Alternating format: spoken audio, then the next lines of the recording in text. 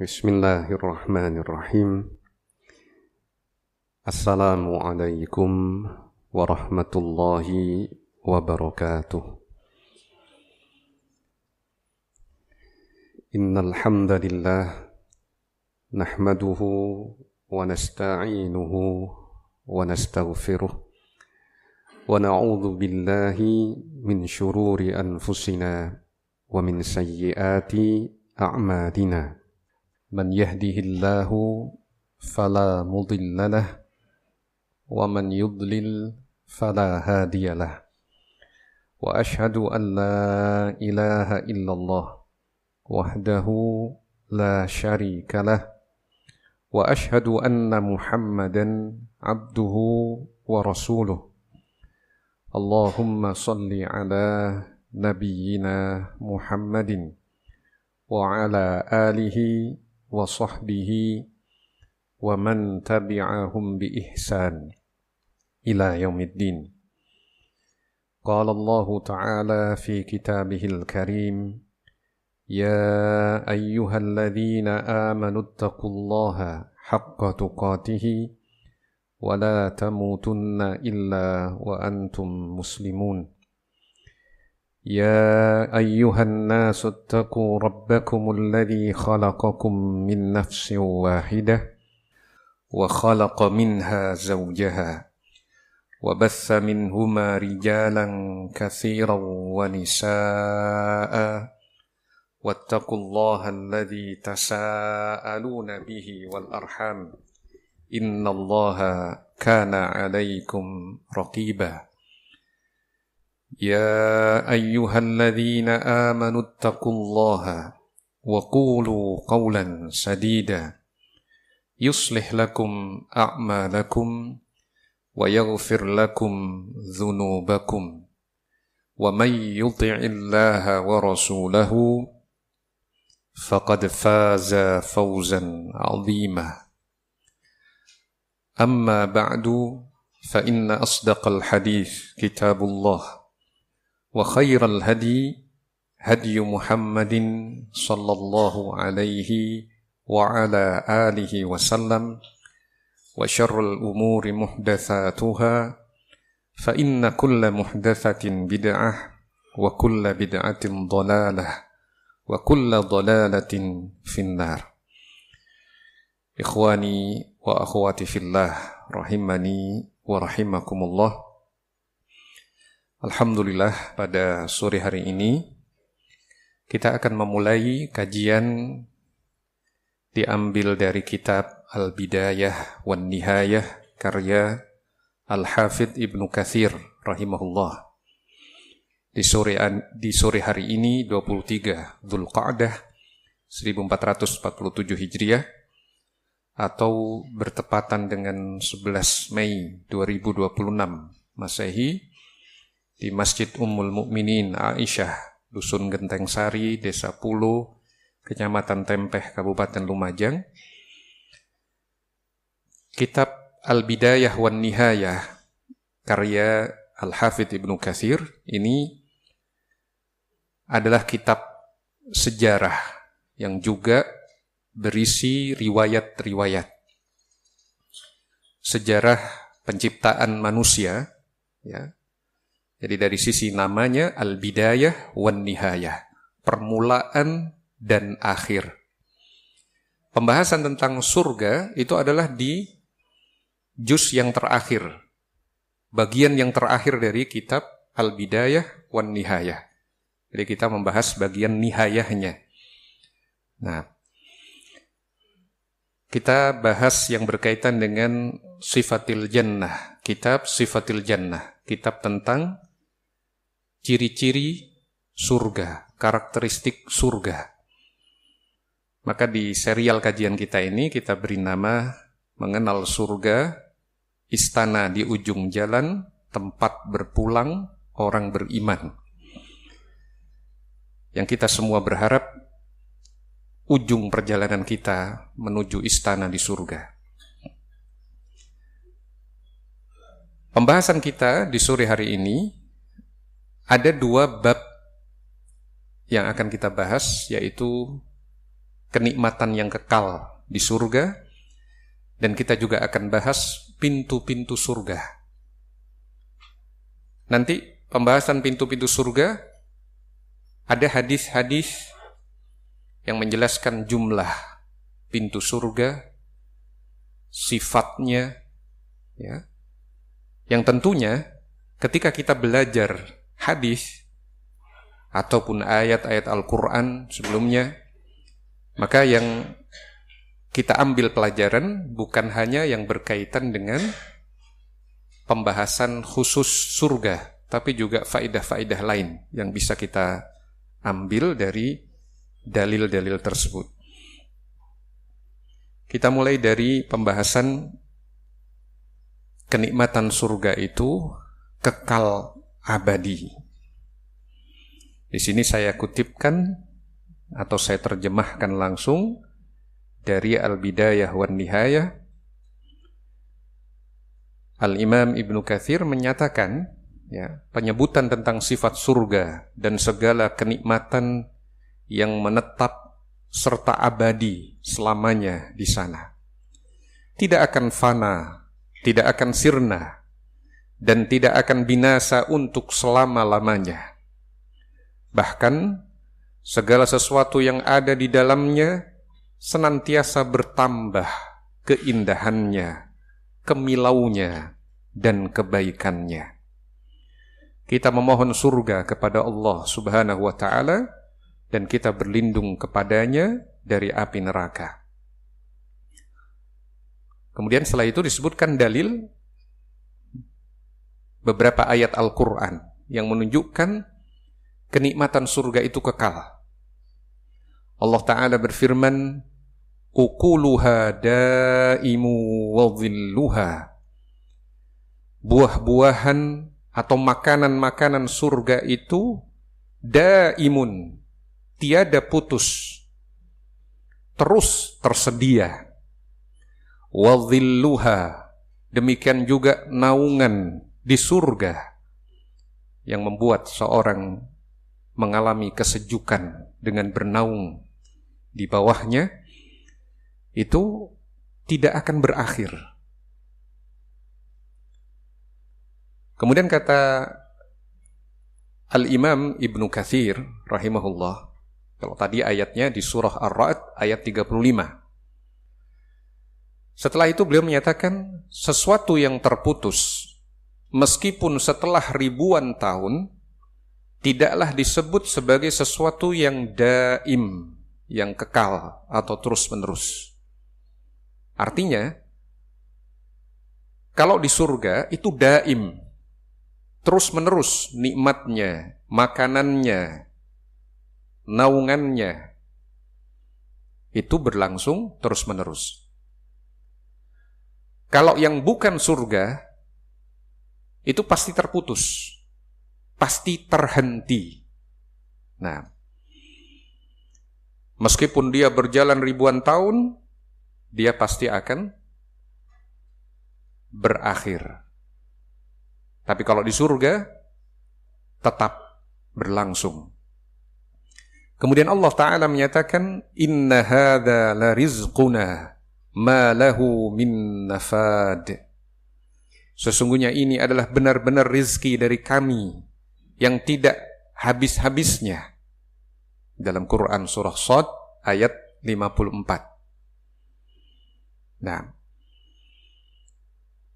sedangkan sesuatu yang terputus pastilah akan habis.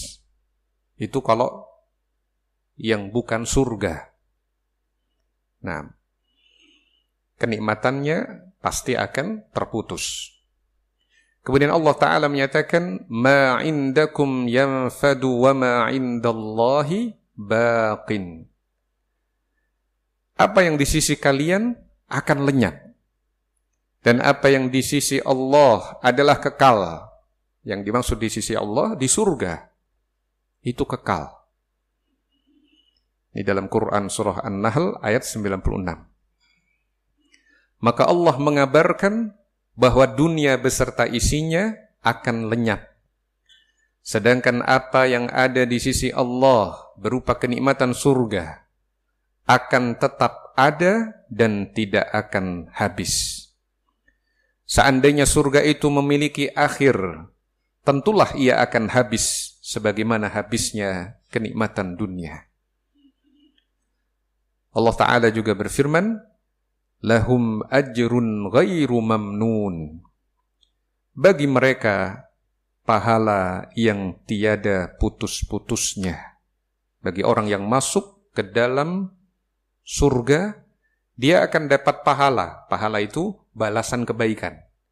Balasan kebaikan ghairu mamnun, yang tidak putus-putus.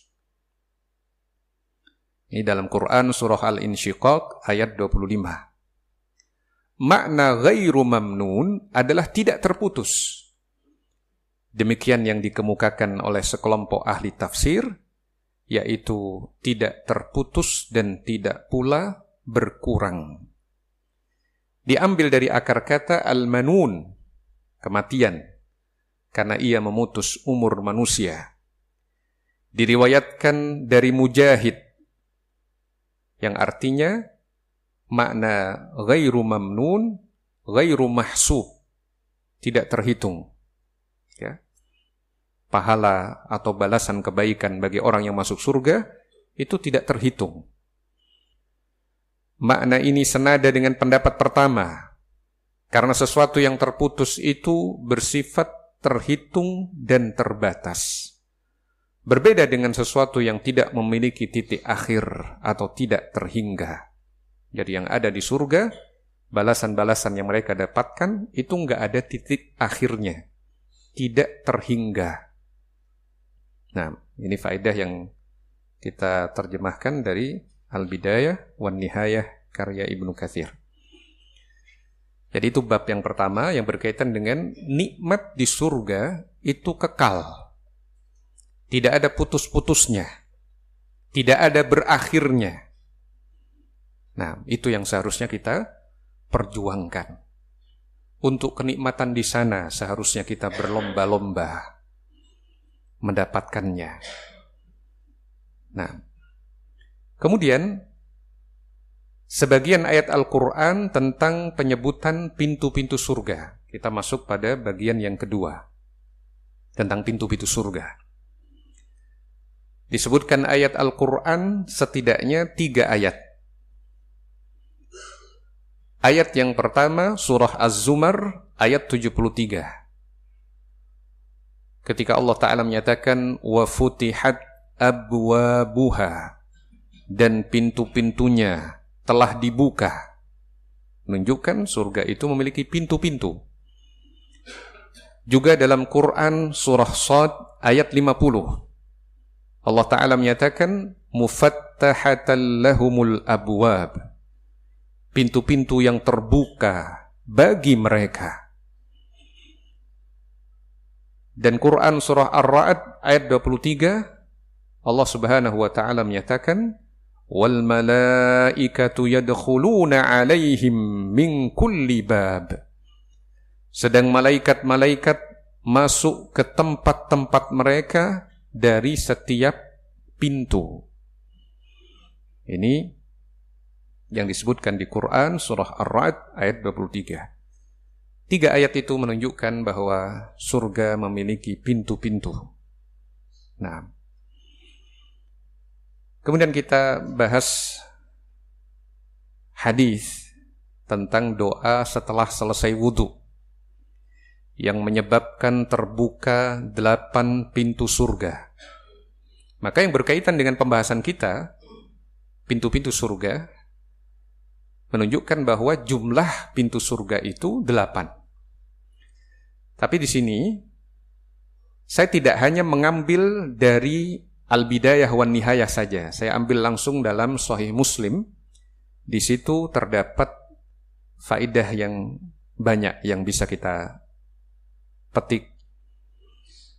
An Uqbah bin Amir qala, dari Uqbah bin Amir ia berkata, kanat alaina ri'ayatul ibil, kami dulu para penggembala unta saling bergantian menggembalakan unta. Faja'at naubati. Suatu hari tiba giliranku menggembalakan. Farawwahtuha bi'ashiyin. Kemudian aku memulangkan unta-unta itu ke kandangnya saat sore. Fa'adraktu Rasulullah sallallahu alaihi wasallam qa'iman yuhadditsun nas. Saya dapati Rasulullah sallallahu alaihi wasallam berdiri menyampaikan hadis kepada orang-orang, kepada sahabat. Ya. Jadi Uqbah bin Amir ini baru memulangkan unta-untanya. Dilihat Nabi sedang menyampaikan taklim dalam kondisi berdiri.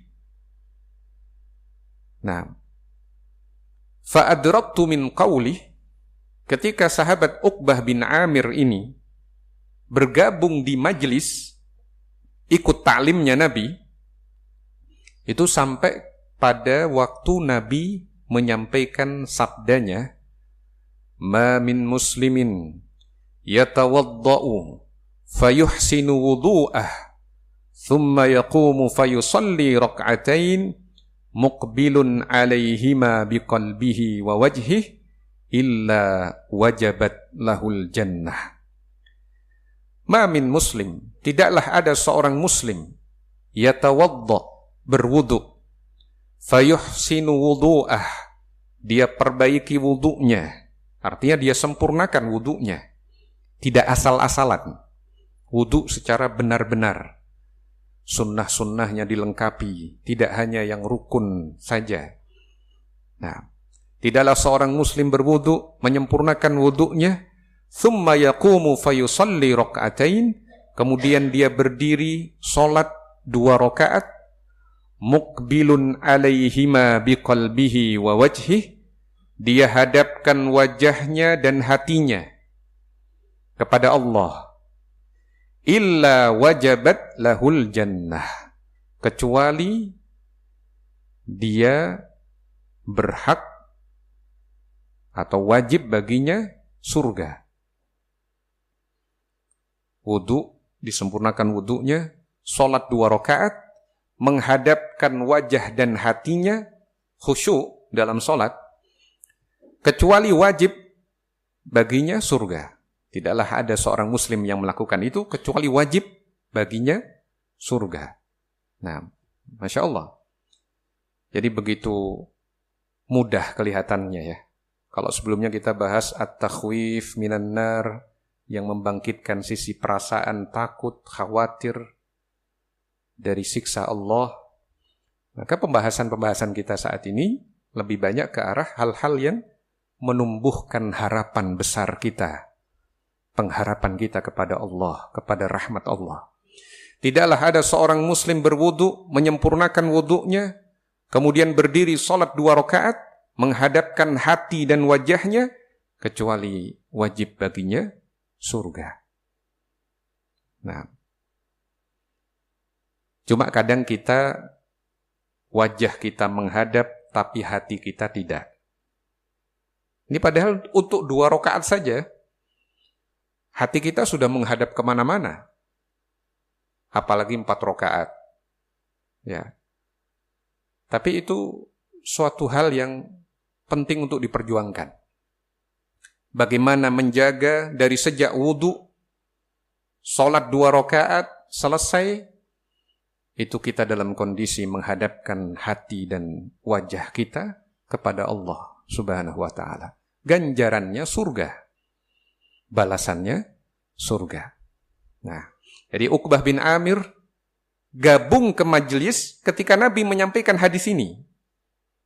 Beliau nggak dengar hadis sebelum-sebelumnya, karena beliau terlambat datang saat Nabi sedang menyampaikan taklim. Qala, kata Uqbah bin Amir, faqultu, maka aku berkata, ma ajwada hadhihi, duhai, begitu bagusnya hadis ini, begitu indahnya faidah ilmu ini yang saya dengar. Fa idza qailun baina yadayya yaqul, ternyata ada orang di depan saya berkata, allati qablaha ajwad. Oh, hadis yang sebelumnya lebih bagus lagi, kata sahabat yang duduk di depan saya. Fanadhartu fa idza Umar. Aku lihat ternyata yang duduk di depan saya itu Umar. Qala, Umar berkata, inni qad ra'aituka ji'ta anifan. Sesungguhnya aku melihat engkau baru datang. Berarti memang kamu belum dengar hadis tadi. Kamu bilang hadis yang kamu baru ikuti itu hadis yang bagus. Padahal sebenarnya hadis sebelumnya lebih bagus lagi. Kemudian Umar menyampaikan hadis kepada Uqbah bin Amir, "Ma minkum min ahadin yatawadda'u fayubligu aw fayusbigul wudu'a thumma yaqul ashhadu an la ilaha illallah wa anna Muhammadan abdullahi wa rasuluh illa futihat lahu abwabul jannati tsamaniyah yadkhulu min ayyiha sya'a." Tidaklah ada di antara kalian yang berwudu, kemudian dia sempurnakan wudunya, kemudian dia berdoa mengucapkan asyhadu an la ilaha illallah wa anna Muhammadan abdullahi wa rasuluh. Cuma mengucapkan 2 kalimat syahadat saja sebagai bacaan doa selesai wudu.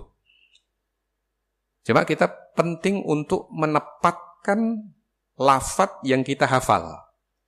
Asyhadu an la ilaha illallah wa anna Muhammadan abdullahi wa rasuluh. Itu bacaan yang diriwayatkan dalam Sahih Muslim. Kalau yang dikutip dalam Bulughul Maram sedikit beda, abduhu. Lafadznya abduhu. Padahal sebenarnya yang lebih presisi dan tepat merujuk ke kitab induknya itu Abdullahi wa rasuluh. Maka ini yang kita hafal ketika kita hendak membacakannya setelah selesai berwudu. Asyhadu an la ilaha illallah. Tidak ada wahdahu la syarikalah. Asyhadu an la ilaha illallah. Itu saja syahadat terhadap Allah. Kemudian pindah ke syahadat terhadap Nabi kita. Wa anna Muhammadan abdullahi wa rasuluh. Asyhadu an la ilaha illallah wa anna Muhammadan abdullahi wa rasuluh. Kalau dia baca doa ini selesai berwudu, illa futihat lahu abwabul jannati tsamaniyah. Akan dibukakan untuknya pintu-pintu surga yang berjumlah 8. Yadkhulu min ayyiha sya'a. Dipersilahkan dia masuk dari pintu mana saja yang dia kehendaki. Maka Al-Imam Ibnu Katsir meletakkan hadis ini di dalam bab tentang pintu-pintu surga untuk menunjukkan bahwa pintu surga itu berjumlah 8. Tapi faedahnya kita perluas dalam kajian ini. Kita rujuk kepada Sahih Muslim, kita melihat bagaimana hadis itu disampaikan. Ya. Hadis itu dari Umar. Ya. Umar menyampaikan kepada Uqbah bin Amir yang terlambat datang. Nah, dan di situ disampaikan doa selesai berwudu yang kalau dibaca maka akan menyebabkan pintu surga yang 8 dibuka dan dipersilahkan untuk masuk ke pintu mana saja yang dikehendaki. Ini menunjukkan sesuatu yang mudah bagi seseorang, dimudahkan oleh Allah untuk masuk ke dalam surga. Nah, baik, sebelum lanjut mungkin ada pertanyaan? Ya.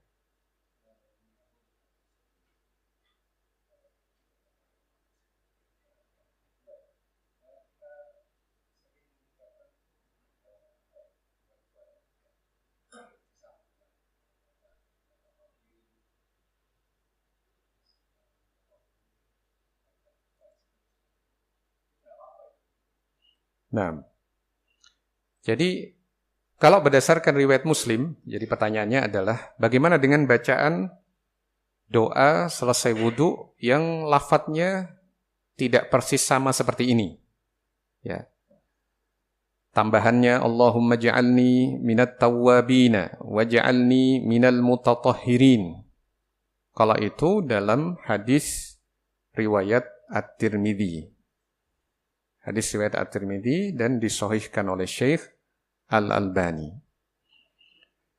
Kalau mau menggunakan lafadz itu, ya, kalau kita mau menggunakan lafadz tersebut, bacaannya adalah asyhadu an la ilaha illallah wahdahu la syarikalah wa asyhadu anna Muhammadan abduhu wa rasuluh.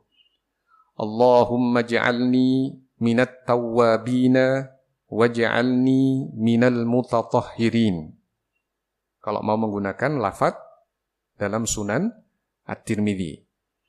Artinya, baik dalam Sahih Muslim ataupun Sunan At-Tirmidzi sama-sama sahih. Tinggal kita berusaha menepatkan lafadznya. Jangan dicampur adukan kalau bisa. Yang paling ringkas yang memang Sahih Muslim. Asyhadu an la ilaha illallah wa anna Muhammadan abdullahi wa rasuluh. Itu dalam Sahih Muslim.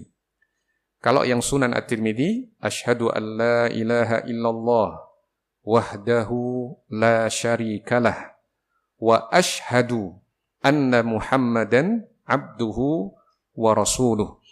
Allahumma ja'alni minat tawwabina waj'alni minal mutatahhirin. Allahumma ja'alni minat tawwabin. Ya Allah, jadikanlah saya termasuk orang-orang yang suka bertaubat. Waj'alni minal mutatahhirin. Jadikan saya termasuk orang-orang yang suka mensucikan diri.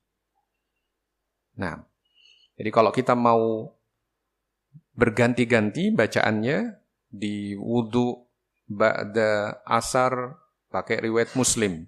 Wudu maksudnya ketika mau sholat asar pakai riwayat Muslim. Ketika mau sholat maghrib pakai riwayat At-Tirmidzi.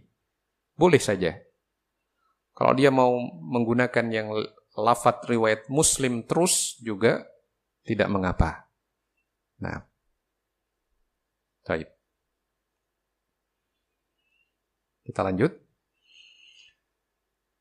Berikutnya, yang disebutkan di dalam kitab Al-Bidayah wan Nihayah juga adalah pintu-pintu surga yang dimasuki oleh orang-orang yang beramal. Maksudnya, jika amalan itu dominan dia lakukan, maka dia akan dipanggil dari pintu surga tersebut. An Abi Hurairah radhiyallahu anhu, anna Rasulullah sallallahu alaihi wasallam qala. Dari Abu Hurairah, semoga Allah meridainya, bahwasanya Rasulullah sallallahu alaihi wasallam bersabda, "Man anfaqa zawjaini fi sabilillah, nudiya fil jannah. Ya Abdullah, hadha khair." Barang siapa yang menginfakkan dua pasangan, dua macam. Dua macam ini sebagian ulama menafsirkan contohnya dinar dengan dirham. Itu dua pasang. Barang siapa yang menginfakkan dua pasang atau dua macam harta yang bermanfaat di jalan Allah, dia akan dipanggil di surga. Wahai hamba Allah, ini adalah baik. Faman kana min ahli shalah du'iya min babis shalah. Barang siapa yang termasuk orang yang banyak salat, ahlus shalah, banyak salat, termasuk salat-salat sunnah dia banyak lakukan. Du'iya min babis shalah. Maka dia akan dipanggil dari pintu as-shalah. Berarti ada pintu as-shalah. Pintu surga itu, pintu as-shalah ada. Wa man kana min ahlil jihad du'iya min babil jihad. Barang siapa yang termasuk ahlul jihad, orang yang suka berjihad, dia akan dipanggil dari pintu al-jihad. Ada pintu surga namanya pintu al-jihad. Wa man kana min ahli shadaqah du'iya min babis shadaqah. Barang siapa yang termasuk ahli sedekah, banyak bersedekah, maka dia akan dipanggil dari pintu sedekah. Wa man kana min ahli siyam, barang siapa yang termasuk ahli puasa, suka berpuasa, du'iya min babir rayyan, dipanggil dari pintu ar-rayyan. Ar-rayyan itu maknanya orang yang minum sampai puas. Minum sampai puas. Qala Abu Bakar As-Siddiq. Abu Bakar As-Siddiq mendengar hadis ini disampaikan, berkata, Ya Rasulullah, ma ala ahadin yud'a min tilkal abwab min darurah. Wahai Rasulullah, seseorang yang dipanggil dari masing-masing pintu itu adalah suatu hal yang biasa. Fahal yud'a ahadun min tilkal abwabi kulliha? Namun apakah ada seorang yang dipanggil dari seluruh pintu itu? Qala Rasulullah sallallahu alaihi wasallam, Rasulullah sallallahu alaihi wasallam bersabda, "Na'am wa arju an takuna minhum." Dan aku berharap engkau wahai Abu Bakar termasuk yang demikian, yang dipanggil dari semua pintu. Karena Abu Bakar adalah ahlus shalah, beliau juga ahlul jihad, beliau juga ahli sedekah, beliau juga ahli puasa, maka semua pintu itu akan memanggil Abu Bakar As-Siddiq radhiyallahu anhu. Maka hadis ini selain yang berkaitan dengan pembahasan kita adalah tentang pintu-pintu surga, faedah yang lain yang berkaitan dengan keyakinan Ahlus Sunnah menunjukkan keutamaan Abu Bakar As-Siddiq radhiyallahu anhu. Ahlus Sunnah mencintai para sahabat, memuliakan mereka, tidak merendahkan mereka. Karena Ahlus Sunnah meyakini para sahabat adalah manusia-manusia terbaik setelah Rasulullah sallallahu alaihi wasallam. Nah, ini hadis riwayat Al-Bukhari dan Muslim, lafaz sesuai riwayat Muslim. Berikutnya yang berkaitan dengan pintu surga, ya. Di sini ada hadis kabar gembira bagi orang yang meninggal 3 anaknya sebelum anak itu balik. Maka nanti anak-anak tersebut akan menjemput orang tuanya di 8 pintu surga. Dan mempersilahkan orang tuanya untuk masuk dari pintu mana saja yang ia kehendaki. Disebutkan dalam hadis riwayat Ahmad dan Ibnu Majah, dihasankan oleh Syekh Al-Albani, "Ma min muslimin yutawaffa lahu 3 minal walad lam yablughul hintha illa talaqqawhu min abwabil jannati 8 min ayyiha sya'a dakhala." Ma min muslim, tidaklah seorang muslim, yutawaffa lahu 3 minal walad, ditinggal wafat oleh 3 anaknya, lam yablughul hintha, yang belum mencapai usia balik. Usia balik itu maksimal 15 tahun. Atau kalau sebelumnya dia mengalami tanda-tanda balik, seperti pernah mimpi basah, atau tumbuhnya rambut kemaluan, itu menunjukkan tanda-tanda balik. Kalau wanita, dia sudah mengalami haid. Barang siapa yang ditinggal mati oleh 3 anaknya, yang meninggal sebelum usia balik, tidaklah hal itu terjadi pada dia, kecuali anak-anak itu akan menjemput dia di pintu-pintu surga. Yang jumlah pintu surga sebanyak 8. Min ayyiha sya'a dakhala. Dan ia boleh masuk dari mana saja yang ia kehendaki. Ini keutamaan bersabar ketika menghadapi musibah dari Allah Subhanahu wa ta'ala. Maka kemudian saya beri tambahan faedah, ya. Biasanya kalau di Al-Bidayah wan Nihayah hanya disebutkan bagi yang ditinggal mati 3 anak. Takut berkembang pertanyaan, kalau 2 bagaimana Ustaz? Kalau 1 bagaimana? Maka saya sebutkan atau saya kutipkan di makalah kita, tambahan faedah hadis Abu Sa'id Al-Khudri. Ini yang berkaitan dengan kalau yang meninggal 2 anak. Yang meninggal 2 anak. Kita baca hadisnya karena kita juga akan dapat faedah lain di sini. An Abi Sa'id Al-Khudri radhiyallahu anhu qala, dari Abu Sa'id Al-Khudri, semoga Allah meridhoinya, ia berkata, Ja'at imra'atun ila Rasulillah sallallahu alaihi wasallam. Seorang wanita datang kepada Rasulullah sallallahu alaihi wasallam. Faqalat, kemudian berkata, Ya Rasulullah, dhahabar rijalu bihadithika. Wahai Rasulullah, kaum lelaki telah pergi dengan membawa hadis Anda. Artinya, para lelaki sudah banyak dapat ilmu hadis dari Anda.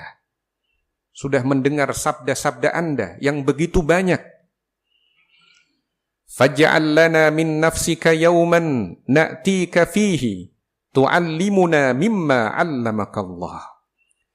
Maka buatkan untuk kami hari yang khusus yang kami akan datang kepada Anda, kami belajar kepada Anda.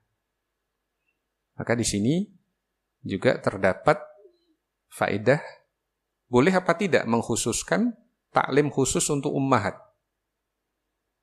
Boleh. Karena ini dalilnya, landasannya ini diantaranya. Seorang wanita datang kepada Rasulullah, menyatakan, Dhahabar rijal bihadithik. Para lelaki sudah banyak dapat hadis dari Anda. Berbeda dengan kami para wanita. Mohon disempatkan 1 hari, dikhususkan penyampaian ilmu untuk kami para wanita.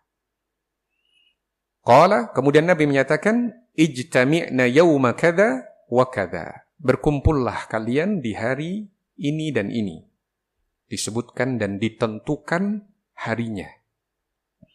Maka menentukan hari untuk ta'lim itu suatu hal yang sesuai dengan sunnah.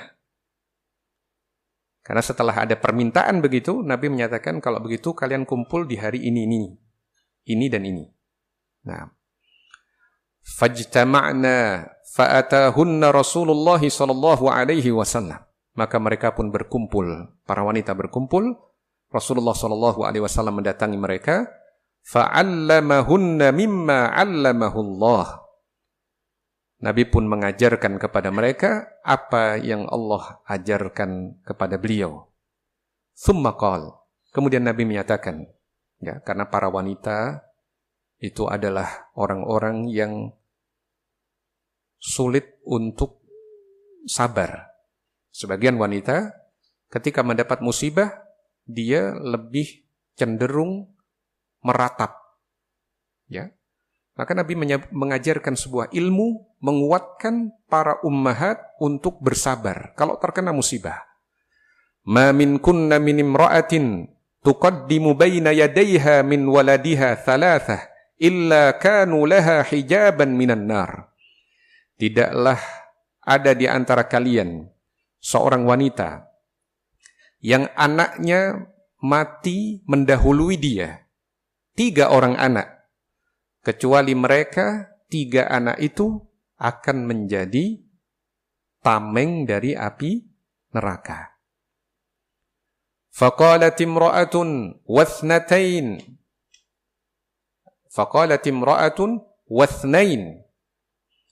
Kemudian ada seorang wanita bertanya, bagaimana kalau cuma 2? 2 anak yang mendahului orang tuanya meninggal.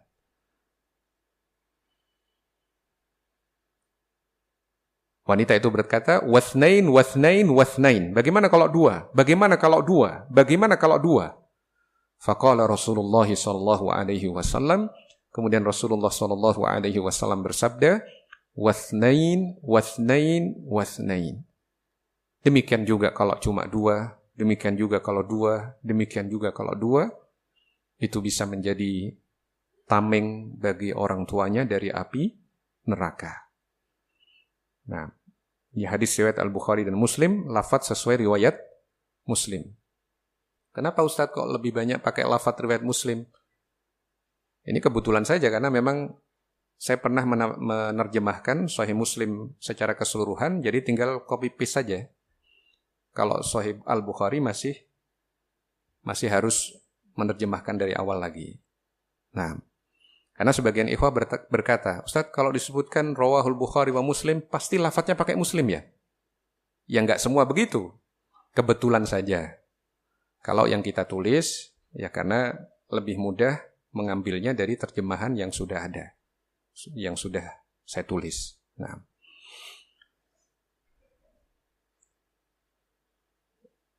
tambahan faidah juga adalah bagi yang meninggal satu anak, bagaimana? Ya. Bagi yang meninggal satu anak dan ia tetap memuji Allah dan beristirja, akan dibangunkan rumah di surga yang disebut dengan Baitul Hamdi. Nah, jadi ketika dia mendengar kabar atau mengetahui anaknya meninggal, dia langsung memuji Allah. Alhamdulillah ala kulli hal, inna lillah wa inna ilaihi raji'un. Kalau seperti itu, maka akan dibangunkan untuknya rumah di surga yang diberi nama Baitul Hamd. Rumah pujian. Karena orangnya membangun rumah itu dengan pujian kepada Allah saat mendapat musibah. An Abi Musa al-Ash'ari anna Rasulullah sallallahu alaihi wasallam qala. Dari Abu Musa al-Ash'ari bahwasanya Rasulullah sallallahu alaihi wasallam bersabda, "Idza mata waladul 'abdi qala Allahu li malaikatihi qabattum walada 'abdi fayaquluna na'am fayaqulu qabattum thamarata fuadih fayaquluna na'am fayaqulu madza qala 'abdi fayaquluna hamidak wastarja' fayaqulu Allah ubnu li'abdi baitan fil jannah wasammuhu baital hamdi." Dari Abu Musa al-Ash'ari, semoga Allah meridainya, bahwasanya Rasulullah sallallahu alaihi wasallam bersabda, "Idza mata waladul 'abdi," jika anak seorang hamba meninggal, qala Allahu li malaikatihi, Allah bertanya kepada para malaikatnya, qabattum walada 'abdi, apakah kalian yang mencabut nyawa putra dari hambaku? Fayaquluna na'am. Para malaikat mengatakan iya. Fayaqul qabattum thamarata fuadi, apakah kalian yang mencabut nyawa buah hatinya, kesayangannya? Fayaquluna na'am. Para malaikat mengatakan iya. Fayaqulu madza qala 'abdi, maka Allah bertanya lagi, ketika itu terjadi, apa yang diucapkan hambaku? Fayaquluna hamidaka wastarja'a, maka malaikat mempersaksikan, dia memuji engkau ya Allah dan beristirja, mengucapkan inna lillah wa inna ilaihi raji'un. Dia memujimu, alhamdulillah ala kulli hal, dan dia beristirja, mengucapkan inna lillah wa inna ilaihi raji'un. Sesungguhnya kami milik Allah dan hanya kepadanya lah kami akan dikembalikan. Fayaqulullah, maka Allah berfirman, ubnu li abdi baitan fil jannah, bangunkan untuk hambaku yang bersabar tadi rumah di surga. Wasammuhu baital hamdi, dan berilah nama rumah pujian. Baitul Hamdi artinya rumah pujian. Nah, ini hadis riwayat At-Tirmidzi, dihasankan oleh Syekh Al-Albani. Nah, berikutnya pembahasan yang terakhir di sore hari ini, kita akan baca terjemah hadis yang merupakan khutbah sahabat Utbah bin Ghazwan. Ya. Karena ini sebenarnya tampilan slide ya. Tadi ada usulan dikembalikan seperti tampilan cetakan di kajian terakhir At-Takhwif Minan Nar. Nah, supaya lebih hemat kertas dan juga lebih mudah terbaca. Nah, masukan yang bagus. Kalau yang di tampilan slide ini saya rencana mau memasukkan lafadz Arabnya, tapi karena di situ jadi tidak terlihat, maka saya kutip terjemahannya saja. Yang ini diambil dalam kitab Al-Bidayah wan Nihayah karya Ibnu Katsir. Kenapa khutbah ini dimasukkan dalam bab pintu-pintu surga? Karena di situ disebutkan bahwa jarak antara 2 daun pintu dari pintu-pintu surga adalah perjalanan 40 tahun. Sebegitu besarnya pintu surga itu. Jadi bagian itu yang menyebabkan khutbah sahabat Utbah bin Ghazwan ini dicantumkan dalam bab tentang pintu surga. Dalam Sahih Muslim dari Khalid bin Umair Al-Adawi bahwa Utbah bin Ghazwan, sahabat yang termasuk awal-awal masuk Islam, ikut dalam perang Badar, bahkan berhijrah ke Habasyah sebelumnya. Tapi kita tidak begitu mengenal beliau. Ya, karena kekurangan ilmu pada kita. Padahal beliau termasuk sahabat yang paling awal masuk Islam. Utbah bin Ghazwan berkhutbah di hadapan mereka, penduduk Basrah. Ia berkata setelah memuji Allah dan menyanjungnya, "Amma ba'du, sesungguhnya dunia telah mengabarkan akan kerusakannya dan telah berpaling dengan cepat, dan tidaklah tersisa darinya kecuali sedikit seperti sisa air di bejana yang dituangkan pemiliknya." Artinya dunia ini masa berakhirnya itu tinggal sedikit. Seperti sisa air di bejana yang mayoritas sudah dituangkan, tapi ada sisa sedikit yang tersisa. Sisa yang tersisa di bejana itulah sisa umur dunia. Ketika Syekh Al-Albani mensyarah hadis ini, ucapan Utbah bin Ghazwan, beliau sampaikan sebuah hadis yang dalam penilaian beliau sahih, bahwa tidaklah usia dunia ya, yang tersisa dibandingkan yang sudah berjalan dari sejak dunia dicipta, itu kecuali bagaikan waktu antara asar dengan maghrib. Itu Nabi bersabda demikian. Ketika Nabi bersabda demikian, masa umur dunia itu sudah kayak mau berakhirnya nanti maghrib. Ini sudah asar, masuk di asar. Sedangkan umur yang lewat itu seperti terbit matahari sampai asarnya. Sudah lebih banyak waktu yang lewat dari umur dunia. Ini kata Syekh Al-Albani ketika mensyarah hadis ini. Kemudian kata Utbah bin Ghazwan, sesungguhnya kalian akan berpindah darinya menuju negeri yang tidak ada kepunahan baginya. Maka berpindahlah dengan membawa kebaikan yang kalian miliki. Ya. Tadi disebutkan dunia itu berpaling dengan cepat. Memang perjalanan waktu ini begitu cepat. Kita menyadari bahwasanya kayak terasa baru kemarin. Bagi yang sudah di usia-usia tertentu, dia merasa kayak baru kemarin saya bermain bersama teman-teman kecil saya. Tapi sekarang sudah berjalan waktu begitu cepat. Maka berpindahlah dengan membawa kebaikan yang kalian miliki. Karena telah diceritakan kepada kami bahwa sebuah batu dilemparkan dari pinggir neraka Jahannam, lalu jatuh di dalamnya selama 70 tahun, namun belum juga mencapai dasarnya. Demi Allah, neraka itu benar-benar akan dipenuhi. Apakah kalian heran? Dan telah diceritakan kepada kami bahwa jarak antara 2 daun pintu dari pintu-pintu surga adalah perjalanan 40 tahun. Dan benar-benar akan datang suatu hari di mana pintu itu dalam keadaan penuh sesak karena berdesakan. Sungguh aku teringat ketika aku menjadi orang ketujuh dari 7 orang bersama Rasulullah Sallallahu Alaihi Wasallam.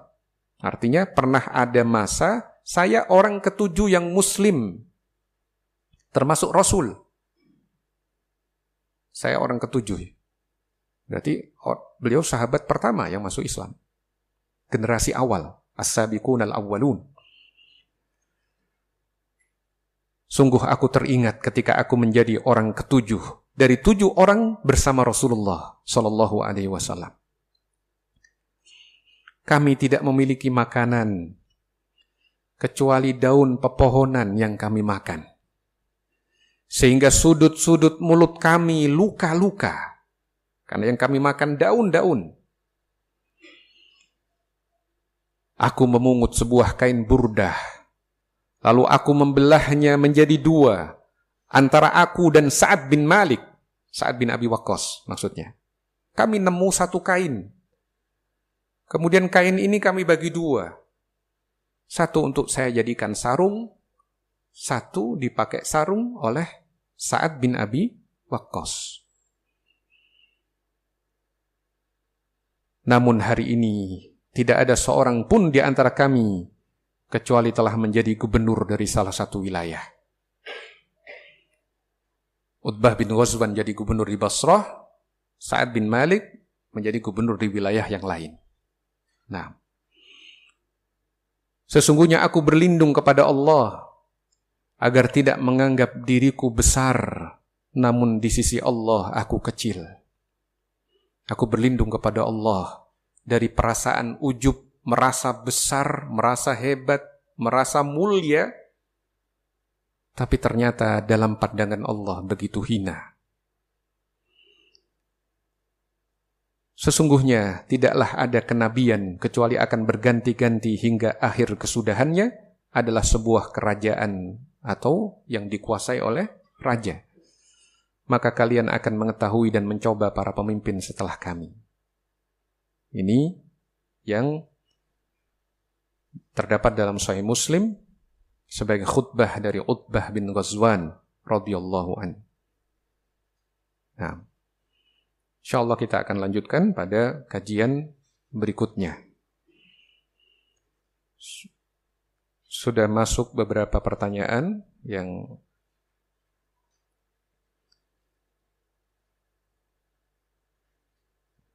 ada 2 pertanyaan yang sebenarnya diajukan di kajian sebelumnya. At-Takhfif minan Nar, ada 2 pertanyaan. Pertanyaan pertama, Ustadz, ana pernah berdosa dengan berbohong melimpahkan tuduhan pada orang lain. Di saat ana tertangkap basah melakukan kesalahan. Saat ini orang tersebut sudah meninggal dunia. Bagaimana cara ana bertaubat? Artinya, dia yang salah, tapi dia lemparkan kesalahan itu ke orang lain, dan orang itu sudah meninggal.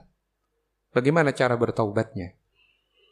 Nah, maka di sini dilihat keadaan. Karena yang mungkin masih hidup adalah ahli warisnya. Ada kemungkinan ahli warisnya sudah tahu bahwa ayahnya difitnah. Ada juga kemungkinan belum tahu. Kalau memang ahli warisnya sudah tahu, ya, maka dia sampaikan permohonan maaf terang-terangan dan membersihkan mendiang dari tuduhan, membersihkan nama baiknya. Nah, tapi kalau belum tahu ahli waris dan dikhawatirkan terjadi fitnah, kebencian, permusuhan, ya, maka dia, kata sebagian ulama, tidak perlu menceritakan itu. Cukup dia banyak memohonkan ampun kepada Allah untuk mendiang. Dan juga kalau dia merasa kerugian material maupun non-material yang dia terima akibat fitnah dari saya itu begitu besar, maka dia berusaha untuk bersedekah untuk orang yang dia fitnah itu. Dia banyak memohon ampun kepada Allah untuk mendiang dan dia banyak bersedekah untuk mendiang, ya, yang pahalanya dikirimkan untuk mendiang, dan juga dia berusaha membersihkan nama baik mendiang dari tuduhan yang salah itu. Nah, kemudian pertanyaan yang kedua, Afwan Ustaz, apakah orang meninggal yang diziarahi kuburnya tahu siapa yang menziarahinya? Apakah dia senang? Jika dia tahu dan senang, tidakkah seharusnya kita sering ziarah kubur? Idealnya berapa kali dalam setahun? Di sini ada perbedaan pendapat ulama terhadap sebuah hadis. Hadisnya adalah ma min 'abdin yamurru bi qabri rajulin kana ya'rifuhu fid dunya fasallama 'alaihi illa 'arafahu wa radda 'alaihi salam. Ma min 'abdin, tidaklah ada seorang hamba yamurru bi qabri rajul, yang melewati kuburan seseorang, kana ya'rifuhu fid dunya, yang dulu dia kenal waktu di dunia, fasallama 'alaihi, orang yang datang ke kuburannya itu mengucapkan salam kepada penghuni kubur, illa arafah, kecuali penghuni kubur tadi akan mengenal siapa yang mengucapkan salam, wa radda alaihi salam, dan menjawab salamnya. Hadis ini diperselisihkan oleh para ulama, sahih atau dhaif. Syekh Al-Albani melemahkan hadis ini di dalam silsilah Ad-Dhaifah nomor hadis 4493. Demikian juga Ibnu Rajab Al-Hambali melemahkan hadis ini. Tapi tidak sedikit ulama yang mensahihkan atau menilainya sah. Di antaranya Ibnu Abdul Bar, kemudian Ibnul Qayyim, Asy-Syaukani, dan Syekh Ibnu Utsaimin. Cenderung pada sahihnya riwayat ini. Dari penjelasan Syekh Albani, kita tahu bahwasanya riwayat ini mengerucut pada dua sahabat.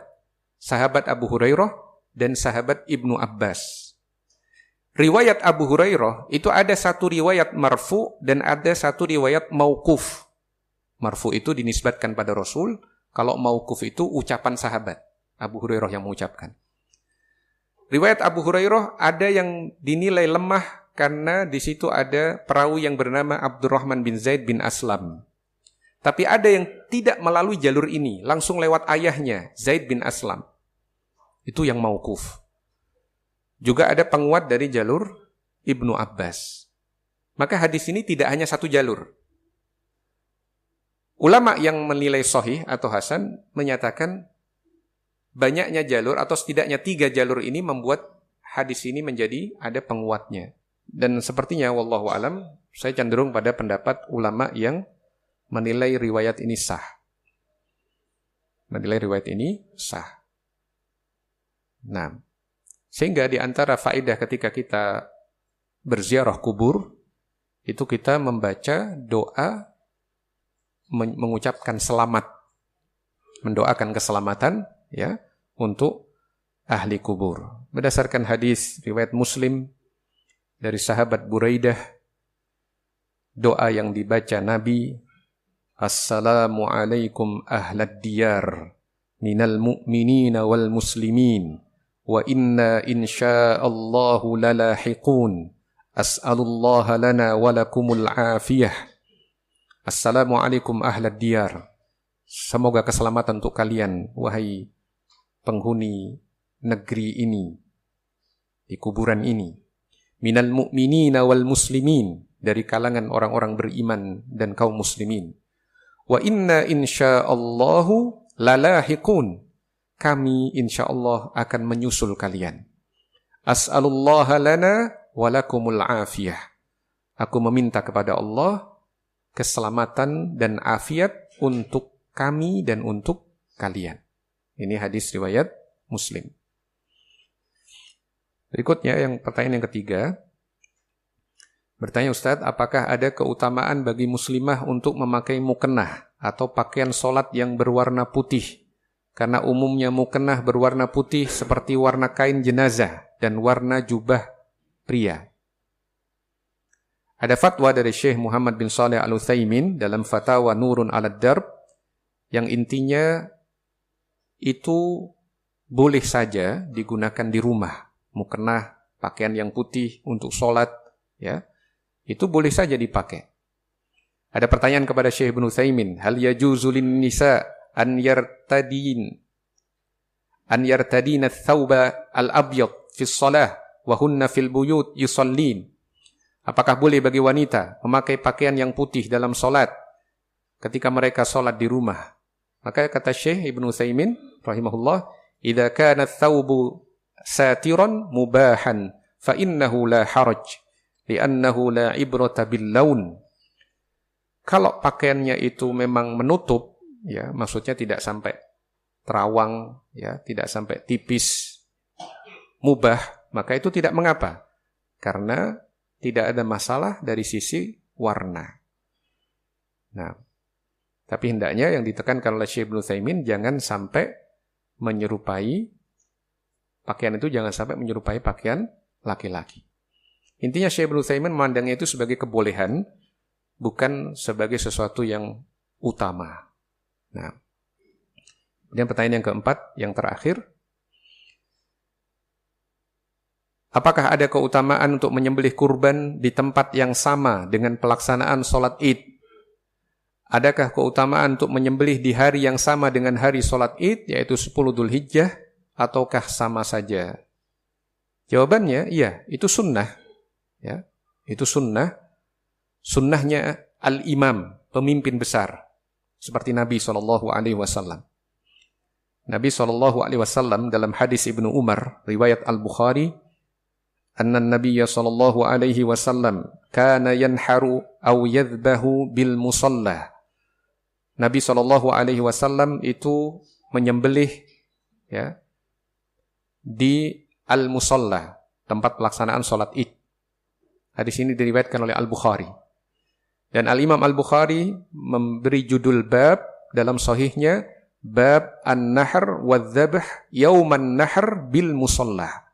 Bab penyembelihan pada hari an-nahr, pada tanggal 10 Dzulhijjah di musalla, tempat pelaksanaan salat Id.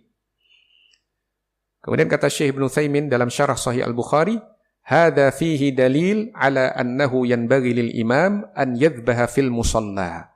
Ini adalah dalil yang menunjukkan semestinya bagi al-imam, pemimpin besar, untuk menyembelih di al-musalla, tempat pelaksanaan salat Id. Lakin la makanus shalah, tetapi bukan tepat di tempat pelaksanaan salatnya. Li'anna makanus shalah masjid wa la yajuz an yulawwath bid-damin najis. Karena tempat salat itu adalah tempat sujud, tidak boleh untuk terkotori dengan darah najis. Walakin bil qurbi minhu, tetapi hendaknya yang berdekatan dengannya, di sampingnya atau di dekatnya. Nah, ini yang dijelaskan oleh Syekh Ibnu Utsaimin dalam syarah Sahih Al-Bukhari. Nah, dan para ulama menjelaskan bahwa itu menunjukkan imam besar ketika selesai sholat dan kemudian menyembelih, orang jadi melihat, jadi tahu. Maka mereka akan menyembelih setelahnya, tidak mendahului perbuatan dari imam besar tersebut. Nah, ini yang bisa kita kaji pada kesempatan kita di sore hari ini. Kurang lebihnya saya mohon maaf. Subhanakallahumma wa bihamdika asyhadu an la ilaha illa anta astaghfiruka wa atubu ilaik. Wa sallallahu wa sallama ala nabiyyina Muhammadin wa ala alihi wa sahbihi ajma'in. Wassalamu alaikum warahmatullahi wabarakatuh.